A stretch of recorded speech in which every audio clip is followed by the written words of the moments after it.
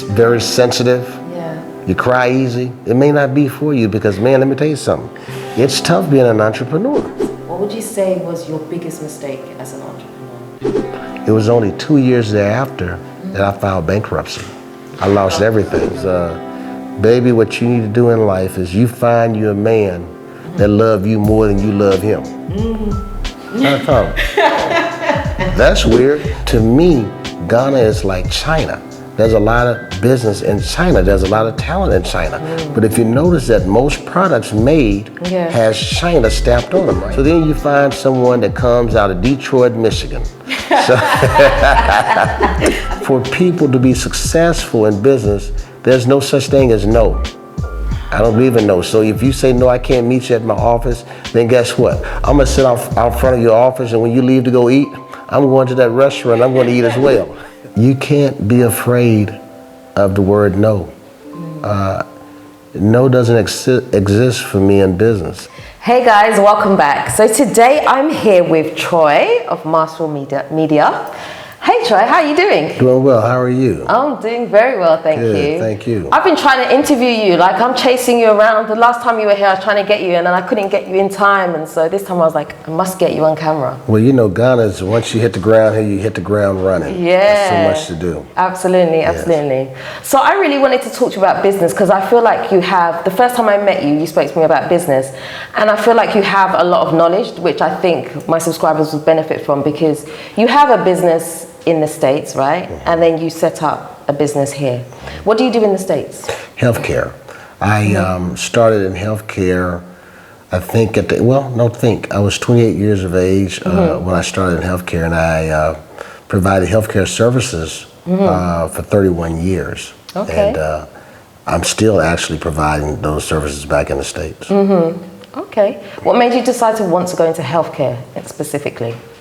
It was by coincidence. I was working in a law firm, and one of the young men said that he wanted to sell his clinic, and the guy that owned the law firm or was a proprietor of that law firm said, "Troy, you should buy it." I said, "Well, I don't have any money to buy it, but it was a wonderful thought." He says, "No, you should get it." I said, "I don't have the money to get it," and so he says, "Troy wants it." I said, well, yeah, but I can't afford it right now. Yeah. So he paid for it for me. And I had to reimburse him, of course. And then I think 6 months later, I reimbursed him all the money that he had put up for me. And then from there, I grew it to 13 clinics in about 2 years. That's super fast. Okay, how much did he invest in you? $50,000. Really? And how quickly did you pay him off? 6 months. Whoa, really? That's pretty. So the clinics were doing really, really well for you to be able to have opened and paid him back? Yeah, but he had a big base of clientele from personal injury law. Right. And so, and then he called on his friends to refer to me as well. So the process was a quick one, quick turnaround, Oh, so you had a nice helping hand. I really did, I owe him quite a bit, you know, as to where I am today is a lot that has to do with him giving me that upfront monies to take off. Yeah. So you still do healthcare right now? Okay. So what made you decide to want to come to Ghana? How did that transition happen? Yeah, I didn't come to Ghana to leave the US of A. I came to Ghana just to visit a friend of mine. Okay. And ended up falling in love with the place here. And so I said, well, I need something to do if I'm going to continue to come back and forth. And that's how this whole thing of a business originated, me wanting to have something to do when I was here. Okay. So you opened up a media company? Yes, that was later. So I started out with construction, HTX Construction. Okay. And then from there, I said, well, I like this, but I need something more to challenge me. So then I said, okay, let's come up with this new thing. And we came up with Navigate Ghana. Right. Right, and you came to that lunch party. Yes. And the Navigate Ghana was to, it's like a Yelp back in the US of A where you can find businesses, restaurants, churches, clubs, anything you're looking for, you can go to that app and find it. And so that was the second thing. And then after Navigate Ghana, I said, well, you know what? We're doing a little bit of media. Why don't we just go full force into the media? And that's how we end up in media. Wow. Okay, so you basically went from healthcare to coming here to visit a friend to starting business. What made you think that Ghana was a great place to start business? I didn't know if it was a great place to start business. I just knew I needed something to do and not be bored. You know? Oh, really? Yeah. And you weren't scared of the financial risk? No, because when I came here, I thought the risks were much lower than starting a new company in the US of A. And so I think that once I got into the business, it was kind of hard to understand. The curve was a little bit more curvier than I thought because business here is not like doing business back in the States. There's a big difference. Yeah, absolutely. Yeah, so it was a big difference. Okay, so what kind of challenges did you face when you first started? Well, you know, just to go through the process, okay, do you incorporate this company? And if you incorporate, what are the laws here? When you're setting up the company, what can you do? What type of license do you have to have? And so it was all confusing to me. So I decided, okay, well, let me just hire someone with a background in law, or just hire a law firm to help me maneuver through the process. And that's what I ended up doing. I see. Okay. And have you found business here to be productive? Yes. I think though it's productive, but it's work. It's not as easy because if you think about it, one of the biggest things is when you have a place that's so large and you look at the different, say, where people live, home addresses, delivery system, it's not set up the same way as it is in the US of A. Because you can tell me, Troy, I live here in Ghana, and I can say, okay, what's your address? Yeah. And if you say, well, my address is such and such, then who's going to deliver to that address? Right. Because there's still a lot of work that needs to be done as far as infrastructure. But, you know, you do have an address, but it's hard to deliver a product. Yeah, absolutely. Yeah. Okay. So what other challenges have you seen, like business-wise, that maybe there's gaps in the market that people aren't aware of or that are not necessarily obvious to people who want to come and start out here? Well, I think that there are a lot of gaps, but you have to look at the economic conditions of those individuals and of the country itself. And even though you may see a gap, you have to evaluate those gaps, because what if you go into that, whatever that business may be, and there's not anyone that can afford to pay you while you're in that so-called gap. Right. You know what I mean? Yeah. So why didn't you do healthcare here as well? Seeing as that was already your background, it would have been easy, right? So that's one of those gaps. So when I attended college, my major was business, but concentration in insurance. So I understood insurance from A to Z when I went into business, in the healthcare business. And so with that being said, when I came here, I looked at the insurance structure, and it was quite different than US. And so I said, okay, even though there are a large number of individuals that need this help, how am I going to be paid for providing this service? Right? So it's one thing to have a need, but in order to survive, you got to say, okay, who's going to pay so that you can maintain and survive? Right, that's a very good point. Because I think from my experience of being here, I see people come in with like these amazing ideas. Sometimes they try to execute them and it doesn't quite work. They get a little bit of a shock because Ghana's not an easy market to penetrate sometimes. You know, people have their way of thinking. People don't want to pay for things, you know. And I think especially when it comes to things like healthcare, people like to self-diagnose. Everything is malaria, you know. So people just they don't want to pay for anything that has to be extra. So it's quite a difficult market to penetrate. And I think even if you're looking at the diaspora as a market, I think most diasporans would travel back to do anything to do with healthcare. And so I've never researched it to know that. I just looked at the payment structure, and it didn't seem like it would be something that I would want to challenge, because the last thing I would want to do is put up a large sum of money and lose that money because I had an ego and I thought that I could do something that really couldn't be done. That's a good point. The ego point is good, because many people do come here with an ego and they think, I'm going to change Ghana, I'm going to do this, and they come in and they get a huge shock. So what are some of the things that you think you should, if you want to do business here, do you think that people should take their time? What sort of things do you think people should do to enable them to be able to penetrate the market safely? Well, you know, I think that there's so much talent in Ghana, right? And because there's so much talent in Ghana, I think that that talent needs to be spread across the world. So then I think that if you really want to benefit from Ghana, take the talent that's here and spread it around the world so other people can purchase the talent. To me, Ghana is like China.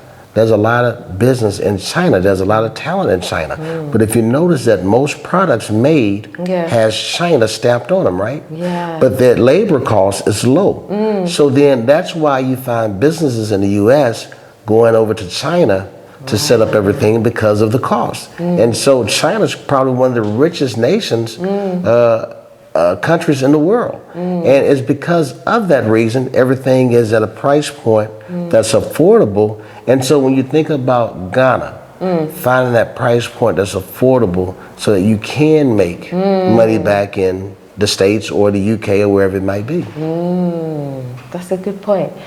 But okay, so my experience of when it comes to working with local people in things, sometimes it can be quite difficult to communicate exactly what it is you want and for them to like deliver things on time in the way that you want. Have you experienced anything like that? Yeah, but that's going to happen because you come from the UK. I would say that the UK is probably 2 years ahead of Ghana, right? 2 years? So with knowing that, then the processes and structure and all of that is not going to be the same. So what you're looking for based upon what you've seen hasn't arrived yet, right? And so you say, okay, well, you know, you're not doing things the way it's done back where I come from. That's because they haven't made it to that point to do things the way they're done back home. Right. Yeah. Very good point. Some of them. No, it's a very good point to look at it like that, because honestly speaking, like a lot of people that come here from the States or from the UK, whatever, expect things to be a certain thing, a certain way, and we have to understand that when you come to Ghana, this is not the UK, this is not America, and so that's the part that people struggle with being here, is adjusting to the customs and the traditions of what it's like to be here. But I think being here is a great place to start a business if you know where to start.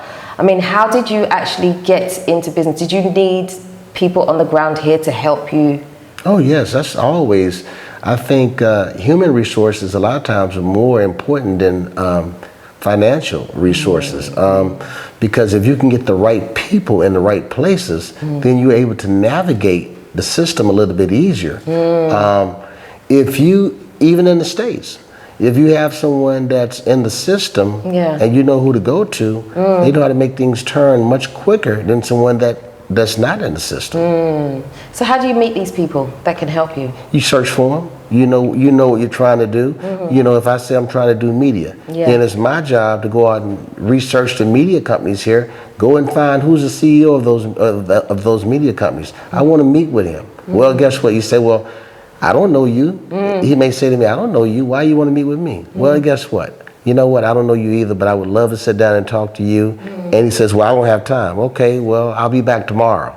Well, I may not have time tomorrow. Okay, I'll be back on Wednesday. I'm going to find a way to get through those doors. You know what I mean? And so I think that for people to be successful in business, there's no such thing as no. I don't believe in no. So if you say, no, I can't meet you at my office, then guess what? I'm going to sit out front of your office, and when you leave to go eat, I'm going to that restaurant. I'm going to eat as well. Yeah. Okay, that's really good. I like your business. Like, I want to tap into you in terms of business and how to establish like good, strong foundation in business. So I want you to give me like your best business advice. Like what you just said was amazing, right? If someone says no, to keep pushing and keep finding a way to get in. How do we do that here? How does someone come from the States to Ghana and establish a business, a healthy business here? How does that happen? Well, courage. You can't be afraid of the word no. No doesn't exist for me in business. There has to be a yes somewhere, and I need to find that yes. But at the same time, though, I need to get other individuals on board and convince them that, hey, listen, the way that you're living today, I can help change that. But I need you to get on board with me and believe that there's some change and we can do it together. And so I think it's a lot of encouragement and motivation of those that are not there yet to let them know that it can happen. It happened from a little young kid that came from a small town in Vidalia, Louisiana, that made it up the ranks in Texas. So it can happen. But do you think you need money? You have to pay everybody to be on board. You know, it's funny. You do need money for any business, but listen, human resources are so important because relationships, you know, think about it. When we talk about affirmative action, right? What affirmative action is to me is this. If I go to school, I went to HBCU, and the guys that I met in the classroom, and I met their friends from when they would come and visit them, if I'm going to start a business in another city, I'm going to call those guys that I met, that I was close to from the university. Hey, listen, I'm coming to your city and I'm trying to do this, and I know you don't do this, so can you put me down on who does this, and I need this person, right? So when you come to Ghana, you may say, okay, well, this person may not have a bunch of money, but that person may know, like you know quite a few people here. And I would come in and say, okay, listen, can you help me? I need to meet such and such. Can you put me in the position that I can meet that person? And so that's what I'm saying. Human resources are very, very important, but hard work and saying, you know what, I can do this, and I'm not going to give up. I'm going to do this. It's more important. What's inside here. Absolutely, absolutely. So what are some of the business challenges you faced when you decided to come to Ghana and set up a business? Well, it's the same as anywhere. You're going to have employee issues where, like you said earlier, they may not understand from the level that you would want them to understand, because you've already been there. It's like you riding a bicycle, and you've already learned to ride a bicycle, and you come here and you just brought, the first bicycle is here, and you expect them to ride the bicycle like you. No, it's going to take time. You have to train them. You may even have to have training wheels on that bicycle. But you got to train them to ride a bike. Just because you know how to ride a bike doesn't mean that they've learned to ride a bike because you've had a bike 2 years earlier. Right. Okay. So what would you say has been great about doing business here? Well, the challenge. I mean, you meet different people. It can be tough. It really can be. But, you know, you can't allow the big fight or the fight to prevent you from trying to accomplish your goal. You just gotta have that spirit where, hey, you know what? I can do it. I'm going to do it. I'm going to make it. Okay, so you have your business in the States and then you have this here, so you kind of go back and forth. How are you able to leave your business to run in Ghana when you're not here? Because for some people, they would never do that because it's too high risk. Yes. How are you able to do that? You find someone, you bring them to Ghana. Because I've tried the first way of hiring someone in Ghana. But guess what? That learning curve for me, I was behind the learning curve. And then that person in Ghana, they were behind the learning curve because they didn't know what to expect, because they didn't know where it should be. So then you find someone that comes out of Detroit, Michigan. So you can't be afraid of the word no. No doesn't exist for me in business. I think I know where we're going. So you find someone that says, hey, I want to do this. I want to do more. I don't know what I want to do, but I want to do more. And so you say, okay, well, guess what? I think I may have something for you. And so you invite them over. They come over and they were like, ooh, I like this place. Good. What else you like about it? I like this. Okay, let's make sure that there's so much more for you to like, because I want to convince you to stay here and run this for me. Wow. You know, so you have to sometimes feed them, sometimes force feed them to come to a place and say, you know what, there's some good things here, and I'm going to give you all the perks that you need to stay here and make this thing work for me. Wow. Okay. Yeah. So I'm assuming we're talking about Crystal. We're talking about Crystal. So I interviewed Crystal a few months ago, and I wanted to find out about her journey of coming here and how she managed to stay here. And she told me that she came with you, and it was meant to be just a holiday for 2 weeks, and she was meant to go back, and she stayed. So she didn't really realize that you were convincing her to stay here, by the sounds of things. No, she didn't know. So what I said to her, I said, hey, listen, Crystal, I have to go back, but I think that you should help me out over here. Right. I got someone else that can help me back in the States. And what I'm going to do for you is I don't want you to pay any bills whatsoever. Right. I'm going to give you free housing, give you a driver. If you need someone to prepare food for you on a daily basis, I'll provide all of that. You just stay here and run this thing for me, and I'll talk back and forth to you from the USA, and we'll talk and we'll get it right. Who wouldn't want to do that? I mean, I'll do it. Yeah. And so, you treat them in a way where they would not want to leave here. Yeah. Wow, that's incredibly smart. So did you have that plan before she came? You knew exactly what you were doing? My plan in business has always been that, whether I'm in the States of Ghana, I think that if you treat a person well and you respect the person, and they'll do more for you, they'll be more loyal to you, the better you take care of them, and let them know that you appreciate them. Yeah, absolutely. I think because when I interviewed Crystal, she was going really hard for this company. She was like, yeah, we do this, this, and this. She's like, yeah, I'm the boss. So she's like fully embodied this business. Like she doesn't just work here. She has, this is, for her, this is her passion. This is what she's doing. Yeah, I remember growing up, my grandmother, I was a young kid, and she was talking to my sister, and she says, baby, what you need to do in life is you find you a man that love you more than you love him. I thought, that's weird. So I said, I don't know about that. I call her mom. I don't know about that, mother, but guess what? In business, I do that. Right. Yeah, I do that in business. I find someone that's willing to love the business even more than I do. So you have me as an entrepreneur, but that person that I leave behind, they become my entrepreneur. Wow, very interesting. So tell me what it was like for you, like growing up, because you have this entrepreneurial drive, right? Where did that come from? I have a grandfather that had a cement company, and growing up, I grew up half of my life with him. Then I would go to Muskegon, Michigan, half of my life with my mother. And as I would travel back and forth, I had an opportunity to meet different people. But then also in my family, my mother had 8 brothers and sisters.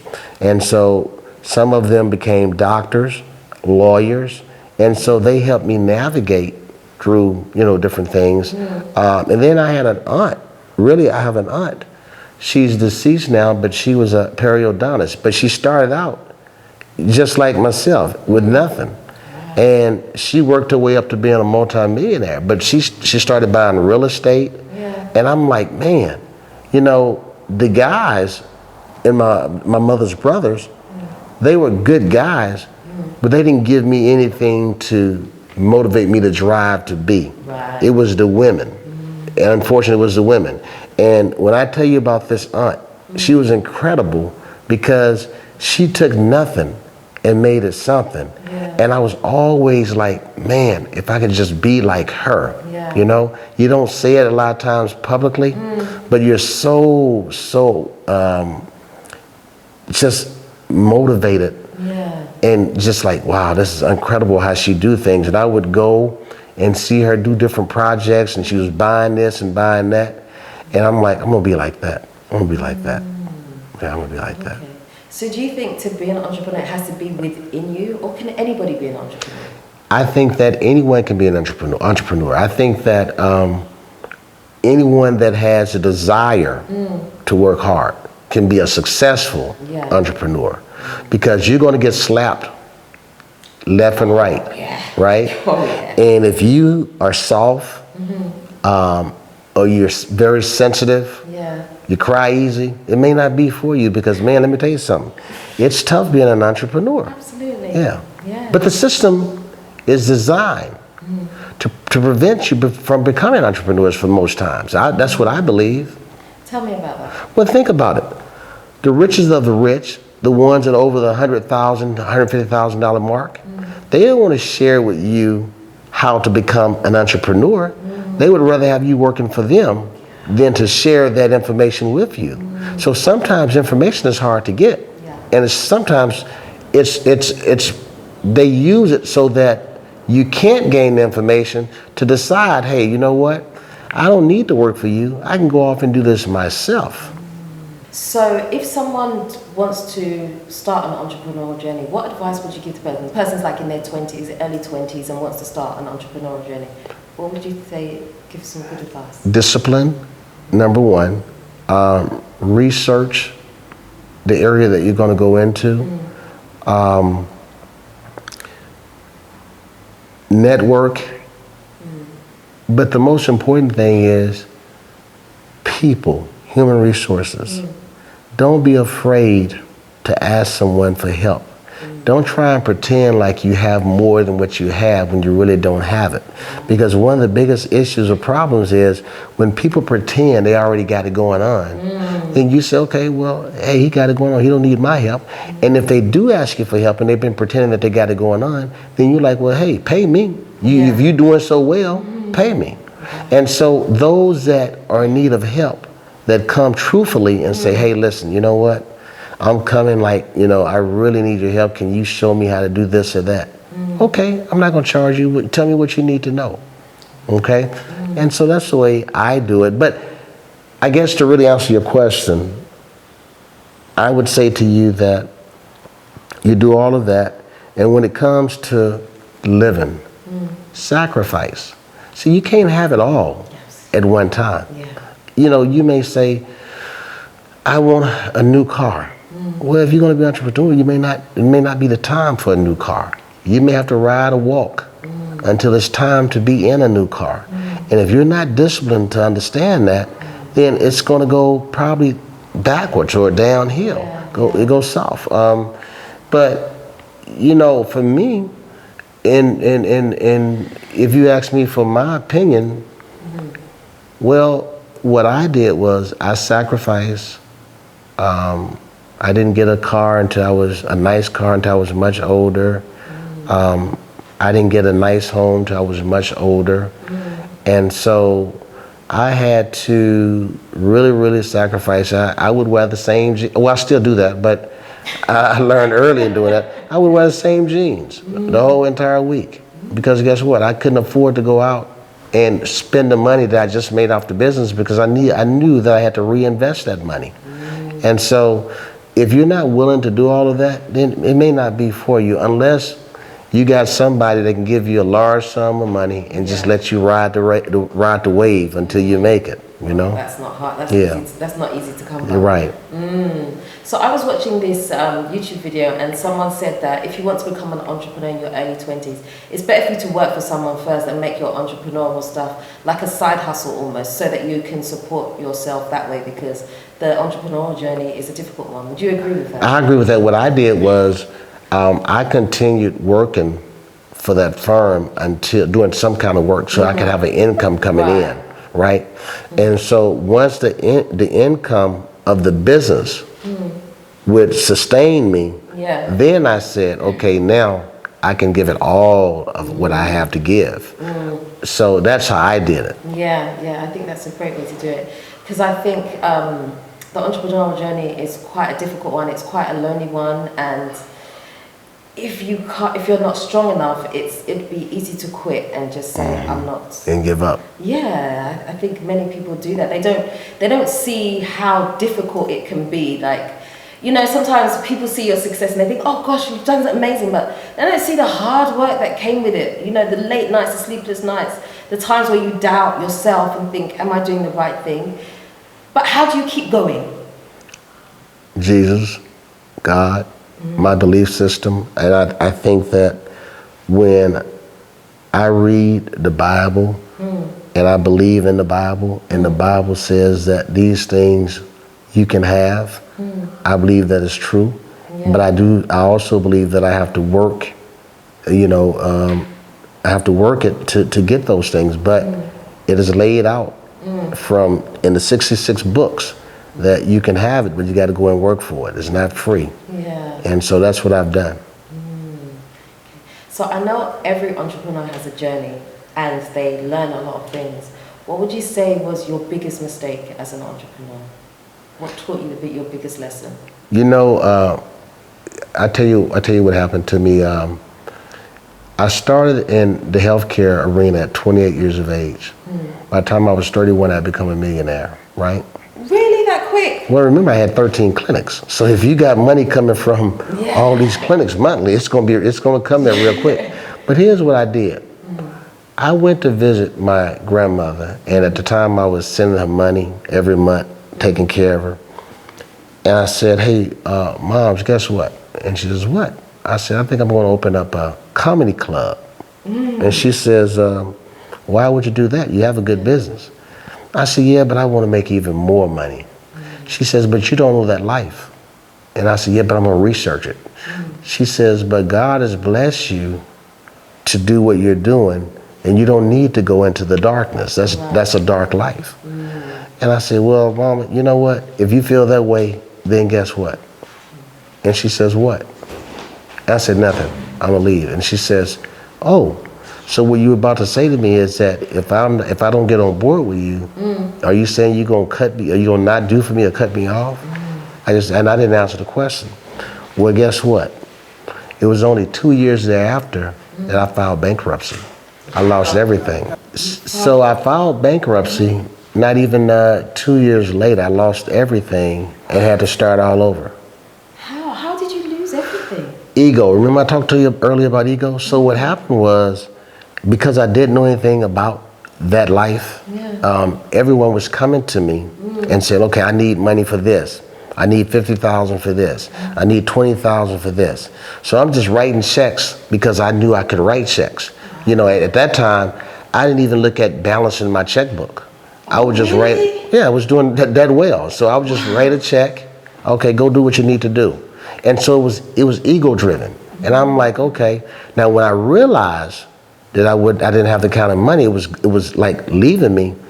I tried to catch it, but it was basically too late because my time was spent now at the club, right? So I wanted to be at the club. I wanted to be that guy. And so I'm there to 2 and 3 in the morning. So guess what I didn't do? I didn't get up and go to work at my real money maker because I was too tired from hanging out all night at the other place. But could those businesses not run without you being there? Because I mean, you had 13, you couldn't have been in all 13 at the same time.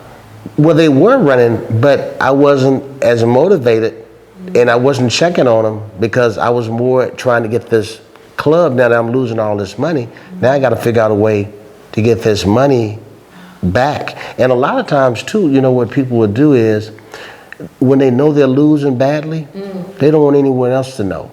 So they pretend that everything is good so that they won't mess up that so-called ego and the arrogance of, I can do it. I know I keep losing money, it don't matter, but I know I've done it so well over here, I'm gonna do it here. So did you have that happen to you? I lost it all.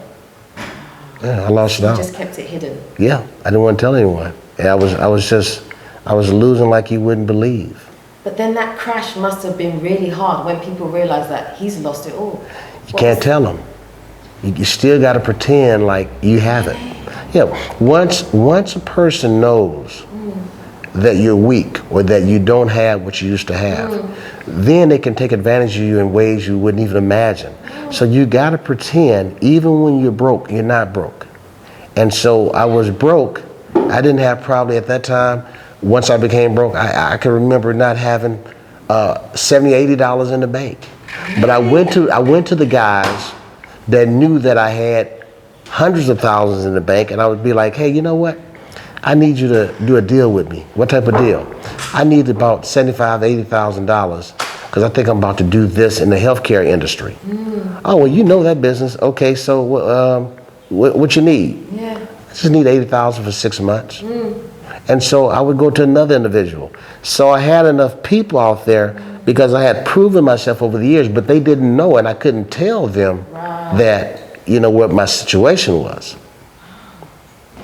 And so, okay, so these people gave you money. They didn't give it, they loaned it. They loaned it, yeah. Based upon my history. Listen, if you would come to my home at that time, I lived in an 8,500 square foot home. So if you pull up, I don't look like I need money, right? Yeah. And so when they come in, I'm broke as, you can't run, but guess what? Perception. Absolutely. Perception is everything, right? Absolutely. So they walk through my door, and I say to them, hey, listen, I need 50,000, I need 75. Oh man, the way you living, man, whatever you want, Troy, I got it. Yeah. And so it was a blessing to understand the way that people think, right? Because a lot of it has to do with your thought process and how you do it. And here's, I don't know if that's good or bad, but a lot of times we as black people, we don't look below the surface. We go off of perceptions because somebody's in a Rolls Royce, or they got a Mercedes Benz, or they got on these nice fine clothes, they got it going on. But behind the scenes, those people could be just as bad, they're struggling as well. Yeah. So you just never know. Okay, so you got this loan. What did you do with it once you got these loans come in? Went back and said, okay, it's time for me to go back and do what I did best, what I do best. And I said, let me go and reinvest it back into this healthcare industry. And then that's what I had to do. Yeah. So you were able to jumpstart the business? Yeah, because I understood the business. I just got outside of what I was doing. And I do think that my grandmother was right. And here's what I mean by that. I think that God had blessed me to be successful by doing things the right way. I don't think God wanted me in that business. And he showed me that that was not the business for me because, you know what, I'm gonna take everything from you. But here's a story that I didn't tell you. When I went back to my grandmother, I called her, I said, I need to talk to you. And she says, what's wrong, baby? I said, I'm coming home to talk to you. And when I went back, she said to me, is everything okay? And I said, yeah. She says, no, it's not. I said, you know what you told me not to do? I did it, and I lost it all.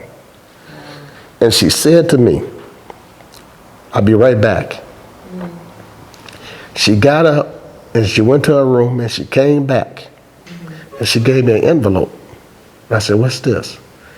She says, all those checks you sent me, I cashed them, but I kept the money. Really? Take the money and go do what you need to do. Wow. And so that in itself was a major turning point because, here I am thinking that I can do anything I want to do. It doesn't matter. There's no consequences. Yeah. But the consequences were that was not supposed to be me, and that wasn't the field I was supposed to be in. She's a very wise woman because she knew she didn't need the money from you. That's why she kept it. She knew it was a safety net for you. Well, I think that's comes from being a godly woman. I think that I think that women that are godly, they look at life different than women that are outside of God. Yeah, absolutely. Wow. So you still have the business today? And they're still growing. Have you expanded, or are you keeping it at what you have? You know what? I'm at the point now where I'm ready to stop working as hard. I have, when you talk about 30 years of doing something, that's a mighty long time. But the great part of it is that I worked for myself. And so because I worked for myself, I was able to be disciplined and put money aside or whatever I needed to do so that I could get to this point where I don't have to work as hard as I worked back then. Yeah, definitely. Yeah. You know, people that take the conventional route, right, and get a job, earn a pension, and decide to live that way. Do you think that's a bad thing? Do you think they're setting themselves up for not a great future? What do you think about that? I think that not everyone is made for entrepreneurship, right? And so because of that, I think that those that like structure, they want to know that they're going to get paid on a certain date. They're happy with that. They're happy with that life. Wow. But there are others, like yourself, that say, well, you know what, I want a little bit more. Yeah. And then you want a little bit more than that. And once you see the flow of money coming in, right, you say, okay, you know what, I can do this. And you go for it. But not everyone is meant to be an entrepreneur. That's a thing that we try. Some of us are successful, and then some of us are not. It's a lot of work. It's more work than working for someone. Because imagine this, you can go to a job and it's an 8-hour job. But when you're an entrepreneur, you may have to work 18 or 19 hours a day. Absolutely, I do. Yeah. So not everyone is cut out for 18 or 19, 20 hours in a day and getting right back up. Yeah. You know, that's tough. Yeah, I think another thing about being an entrepreneur is that you sometimes drop the ball on other things. So it's almost like sometimes you're forced to make a choice between, I need to be with my family and do this, but I need to get this business deal done. And so there's this struggle back and forth, and you have to choose carefully what you're going to do and where you're going to give your time to, you know? You know, that's very, very, very true what you just said, because I can remember not making all of my kids sporting events, you know, and I'm sure that it bothered them, but I was like, okay, so I can be at all your sporting events, but then I may not have money for you to go off to college. So guess what? I'm going to miss some events, but I'm going out here to make a better way for you, a better life for you. And so please excuse me if I don't make all those events. And so, you know, a lot of times children grow up not understanding that until they get in a position, right? But it's a tough thing to do, because kids they watch other parents interact, the mom and dad at the sporting events or the debates, and they're like, my mom is here, but my dad is not here. And if the mother doesn't explain to them and keep them like, oh, listen, don't worry about that. Your dad is out here doing this for you so that you don't have to worry about such and such, then it makes it easier. And so the husband and wife or the couple have to be on the same page in order to make that work, because the kids can easily think that dad don't care.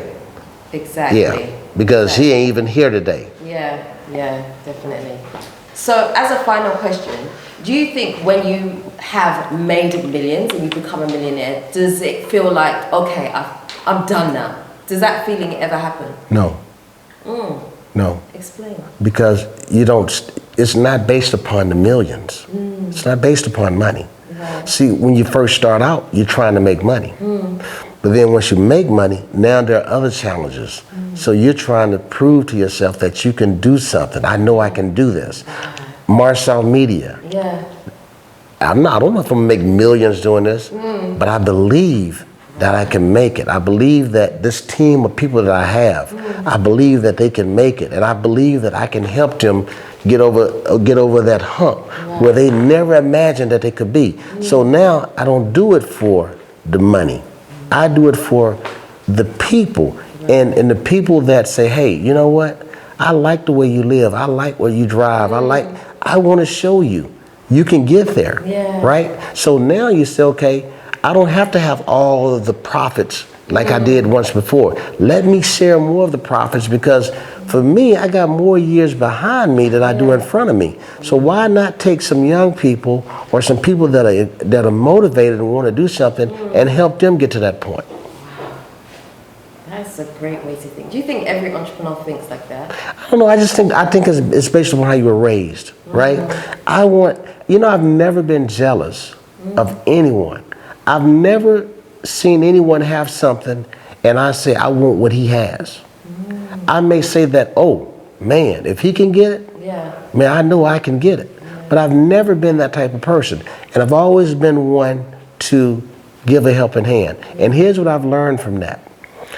It may not be that person that returns the loan or returns the favor for you helping them.